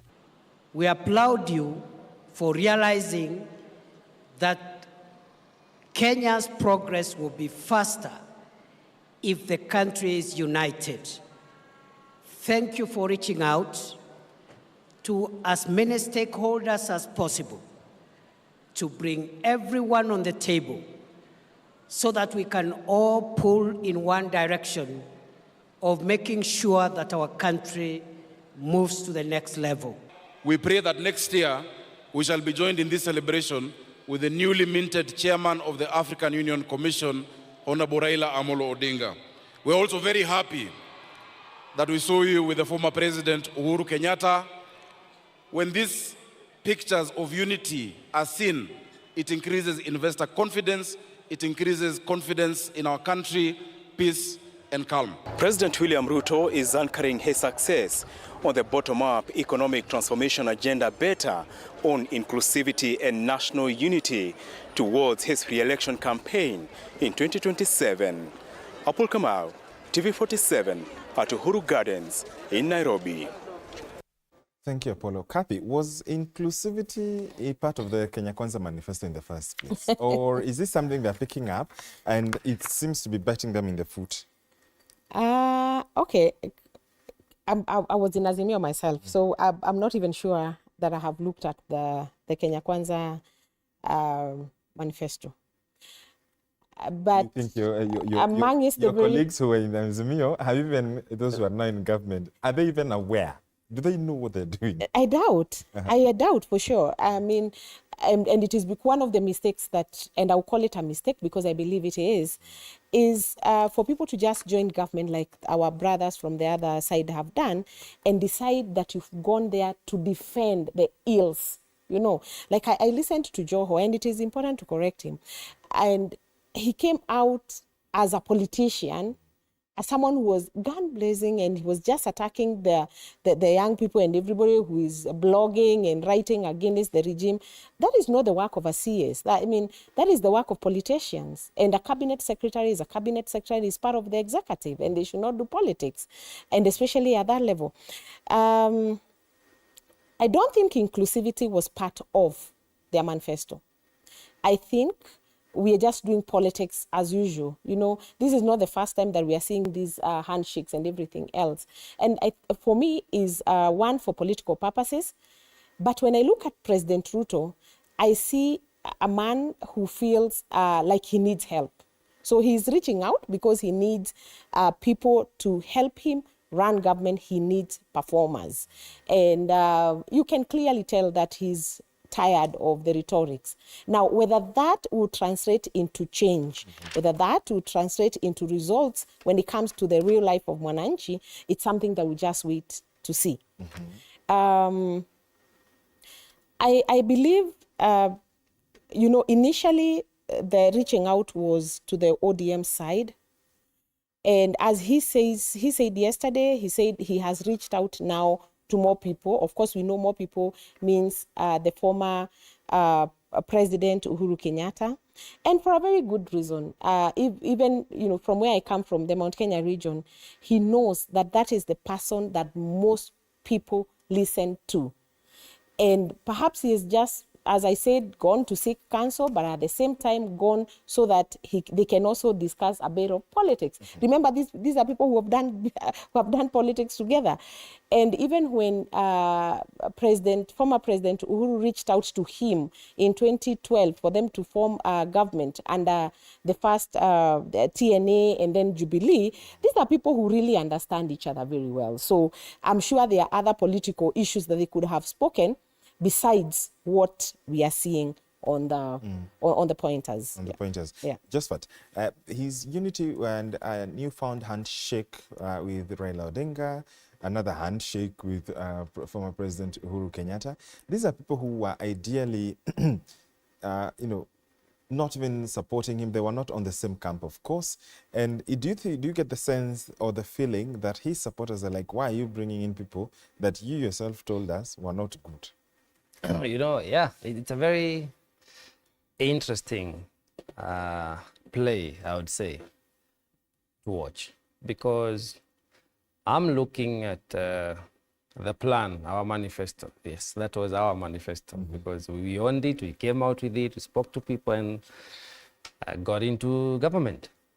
And therein, the idea was that whoever becomes a president should assume office and serve all Kenyans. Thus, there was no room for handshake. There was no room for broad-based. There was no room for NADCO. There was no room for extending and broadening relations across the political divide, because we believed we would serve all Kenyans. And that was a premise from the rejection of the BBI, because remember, the BBI was trying to create a broad-based government where you'd have multiple characters assuming the executive. And that would have been chaotic. So even today, there is no room for revival of the BBI. Kenyans, we deserve a president, and everybody else should be a respecter of the rule of law. If you want to lead, you must be willing to be led. If you go to an election and you lose, you let the person who has won assume office and we move forward. Because again, then what would be the essence of going for an election?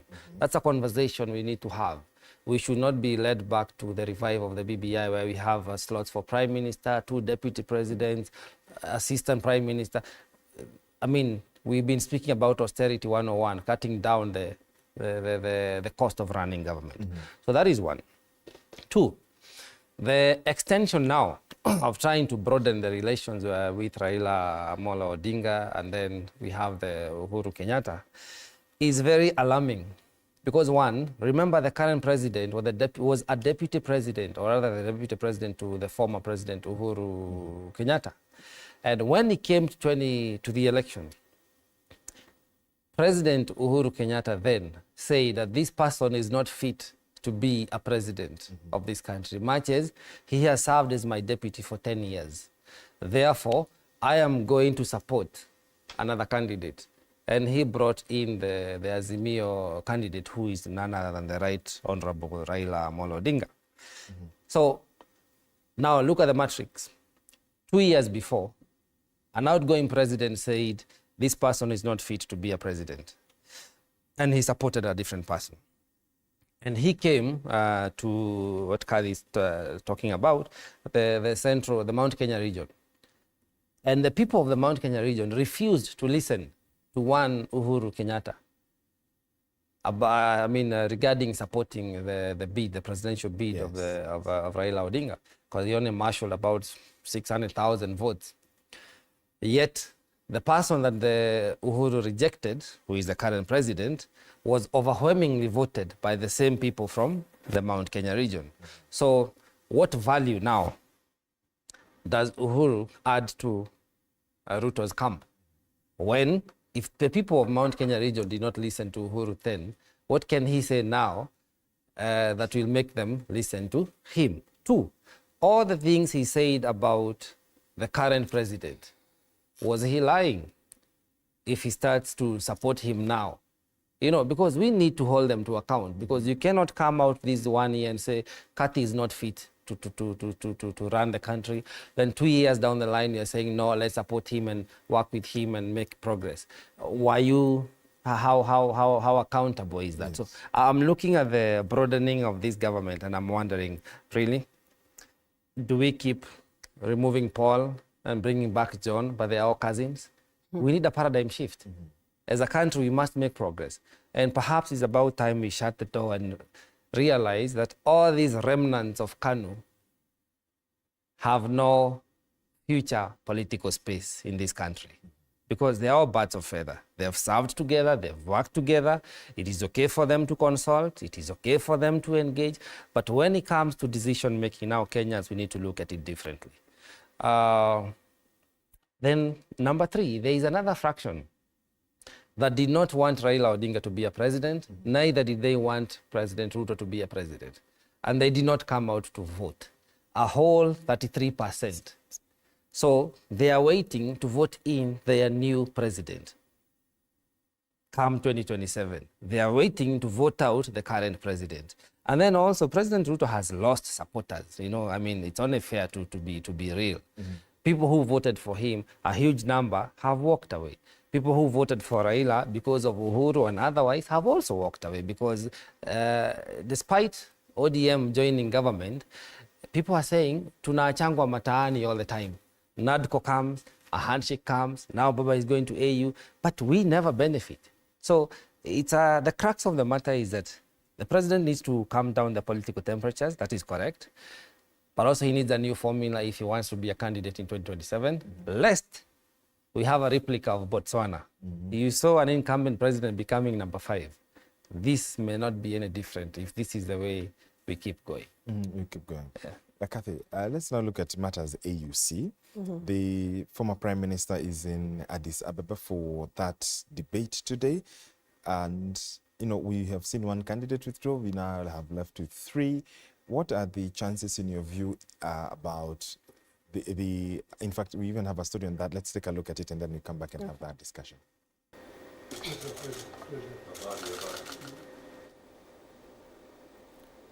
Former Prime Minister Raila Odinga, who is Kenya's candidate for AUC post, will face his main opponents Mahmoud Ali Yusuf of Djibouti and Richard Randriamandrato from Madagascar.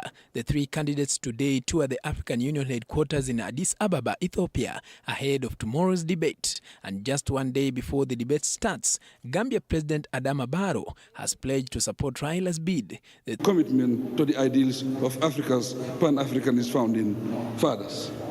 Unity, solidarity, and cooperation. Together, let us work towards a better future, characterized by economic prosperity within our uniquely peaceful, stable, and socially diverse but harmonious communities. While the day allows for testaments on Kenya's glorious contribution to the geopolitical landscape of Africa, it also requires us to look into the future with stronger determination to reposition the continent better and work for global peace. The 3 were taken through the do's and don'ts and what is expected of them. The platform will provide an opportunity for them to outline their vision of how they will transform the African continent. The debate that will run for almost 2 hours, beginning 7 p.m. to 9 p.m., will be televised in 6 official languages, including English, French, Arabic, Portuguese, Spanish, and Swahili. In November this year, Raila Odinga in his manifesto pledged to fast-track the continent's economic transformation, enhance intra-African trade and infrastructure if elected the Africa Union Commission chairperson. For Raila to clinch the position, he needs at least 2/3 of the 55 countries that will vote. But again, the issues of geopolitics, language and religion by the member states will play a key role in determining who will take up the position after Musa Faki. Paul Kirobi, TV47. Thank you, Kirobi, for that. Kathy, Kenya is facing off Djibouti and Madagascar. We've had a drop-off along the way. And of course, there has been that, and you can see even Kenyans how they're reacting to the AUC X handle whenever it's Raila's, whenever they post anything about Raila Odinga. Is this unpatriotism? Is it that you don't want a candidate? Did we front the wrong one? Some have even said Uhuru was the best candidate. Well, I mean, what do you think? Okay, first of all, we wish him well. I mean, this is a man that we all know, and he has fought to be in that space, to be very honest. He's Pan-African, and therefore, for me as a politician, I wish him very well. Now, I think his chances, the way I look at it, first of all, the government has actually put in a lot of resources. There has been intense lobbying, and we have seen the president go up and down, all the west, east, up to south. And we hope that that would then translate into some tangible, support.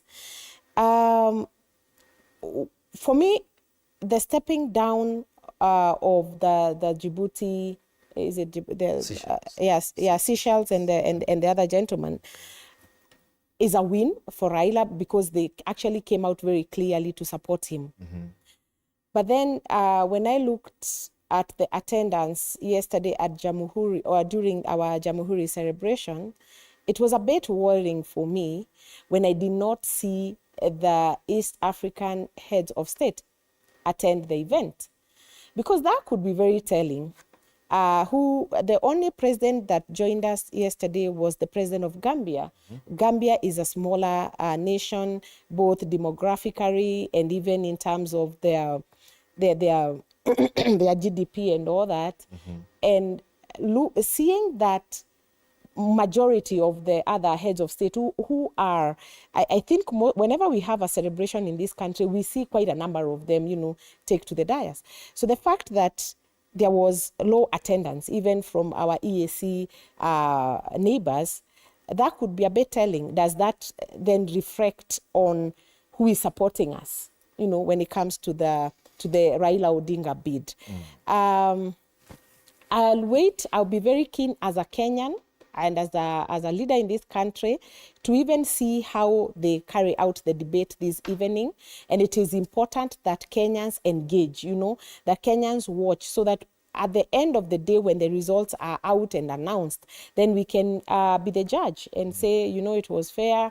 But looking at Odinga, he looks strong. You can see him walk through all those corridors.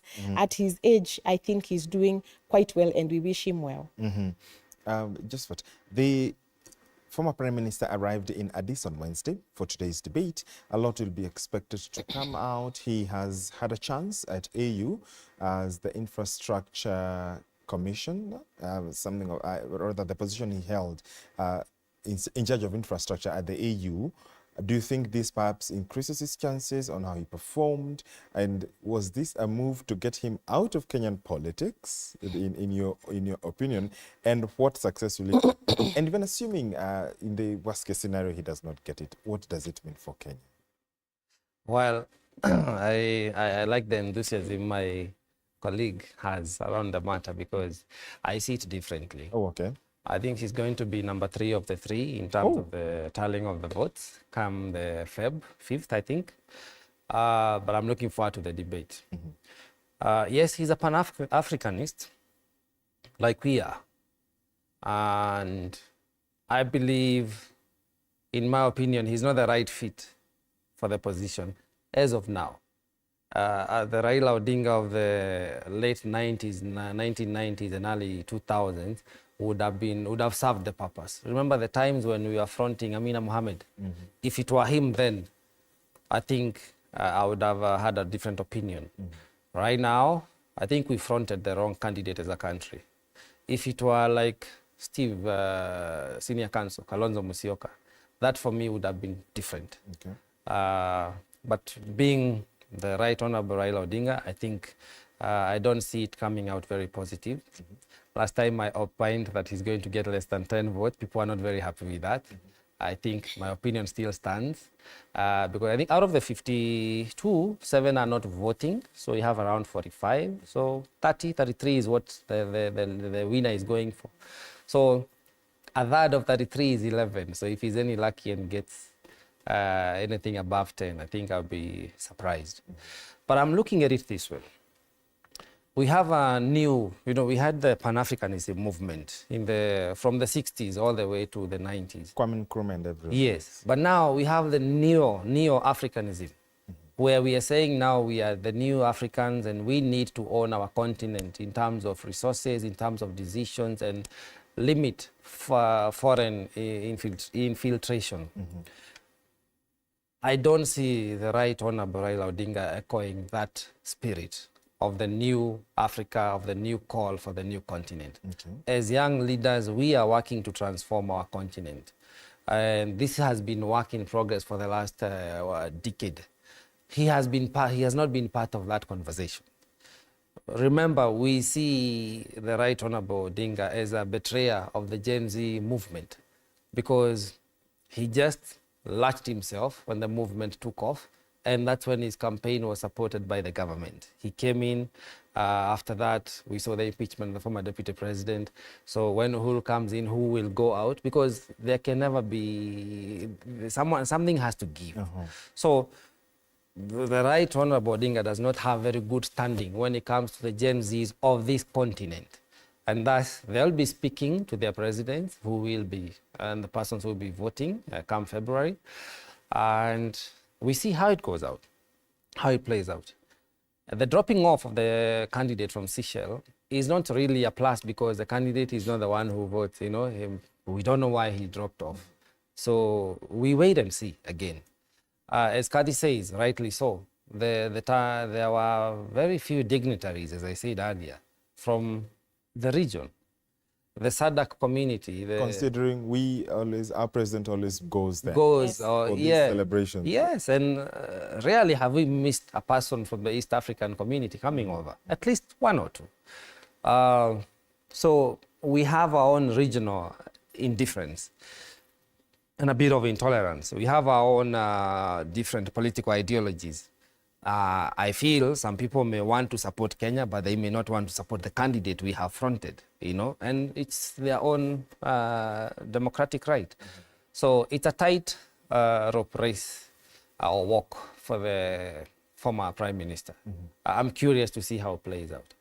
When he does not make it, for me it's not if. When he does not make it and comes back in February, we will see how that plays out for the local politics, because then the focus will be wholly here.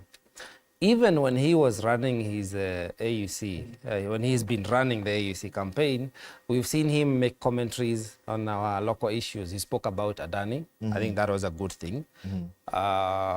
So he still has one foot back in the country. He has relented the leadership of ODM to one Professor Anyang' Nyong'o.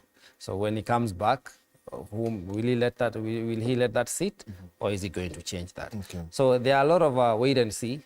And I'm curious to see how the debate goes tonight. Kathy, the Global South, which Africa is part of, grapples with several issues. His vision, Raila Odinga's vision, is hinged on 8 points, including economic transformation, enhancing trade, financial independence, gender equity, agricultural transformation, and climate action, integration, peace, and security.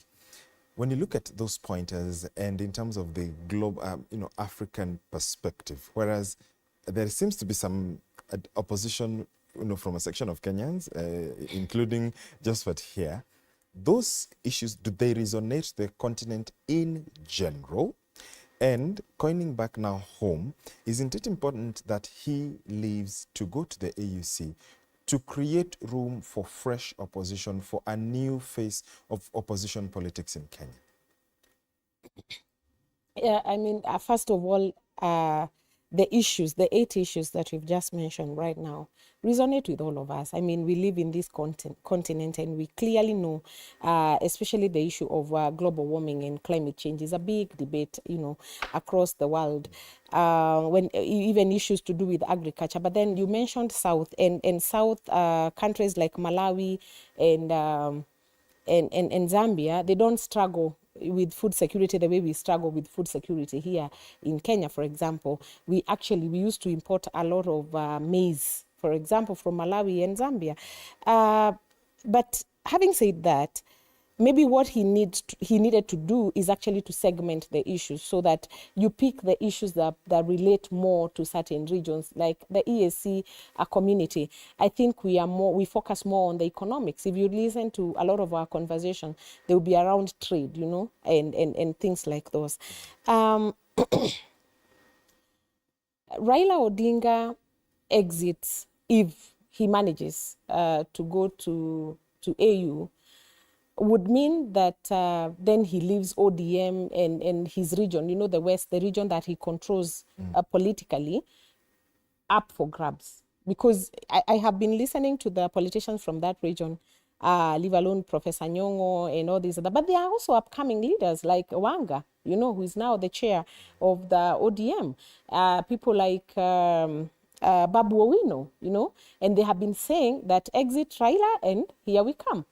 So it will give an opportunity for budding politicians to take over from Raila. Remember, Raila has been in that space for decades. Yes. I think for 5 decades now, you know, be actively involved in Nyanza politics and largely Western. But if he does not succeed, I tell you, Raila will surprise us. He's likely to come back home and declare that he's vying for presidency in 2027. I monitored, I think I listened, there was a rally sometime 2 weeks ago for Mheshimiwa Otosi, I think somewhere in Western. And one of Raila's key pillars said that we have not given up on the presidency. You know, that's how you communicate. In political communication is done that you just need to keep throwing words here and there. To me, if he does not succeed, he's likely to come back home and get involved actively in politics. Do you think a great deal that would help Raila's campaign, just that, would be the issue of budget? There's been talk of you know, the whole issue of budget. How much are we spending as a country? Just very, very briefly, as we wind up, what do you think that would help in terms of his, you know, chances or the support back home? Well, it's rather too late. Oh, okay. It's a little too late now to change anything. He's a candidate, he's been supported. We launched the campaign as a government, as a country, we fronted him. The budget has been footed, the damage has been done. So he has actually caused a dent on our financial crisis we're experiencing already. So I think I just want to leave it and say that let's see how the debate goes. Let's remain sane and just let it play out. 30 seconds for closing remarks, starting with you, Kathy. So I think as Kenyans, we've had a very eventful 2024.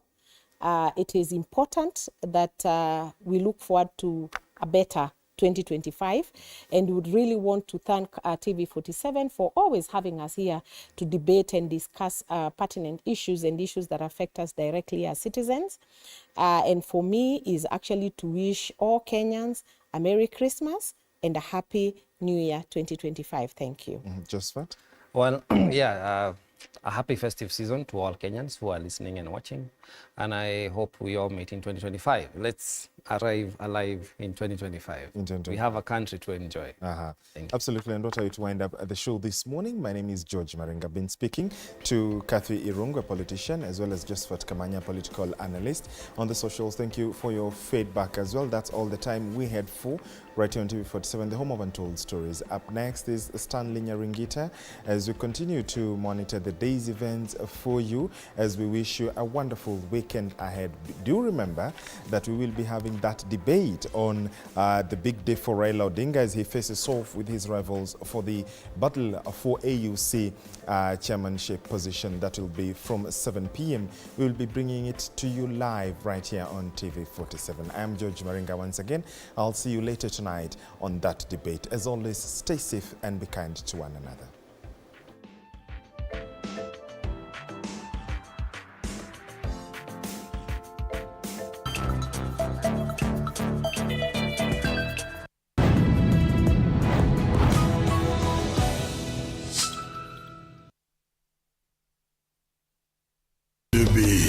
The biggest music festival in East and Central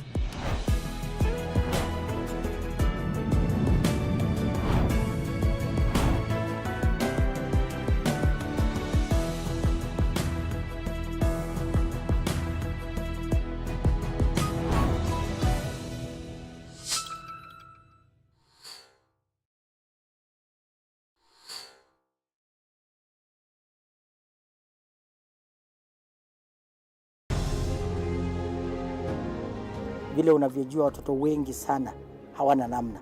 Mimi ningependelea watoto wasome. I'm here to stress on education.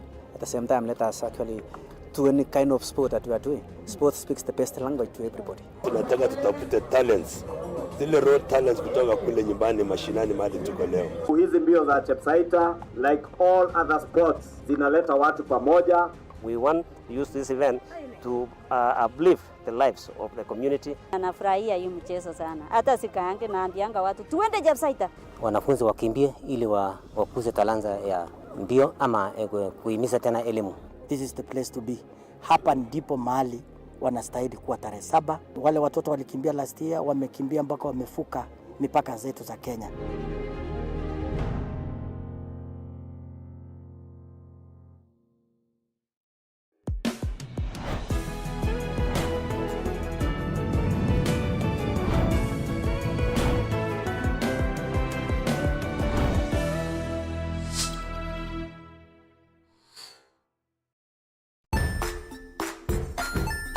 Hey there friends, welcome to Kids on the Block, where fun and imagination come alive.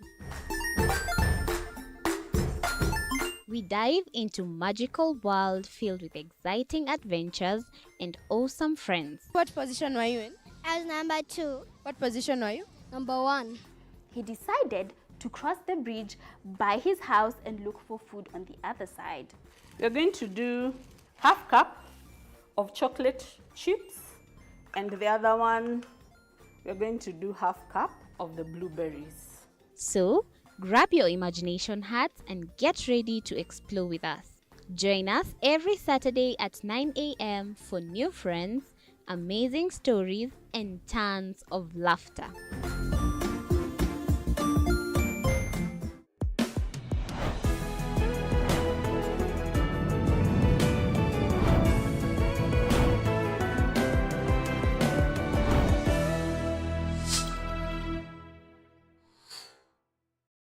Join us as we explore the journeys of those who defy the odds and break barriers. We dive deep into the stories of triumph. Sometimes when parenting a child with a special need or whatever disability, family life becomes a bit complicated and you may end up raising the child on your own. Here, we inspire. I have a farm which one we showcase with other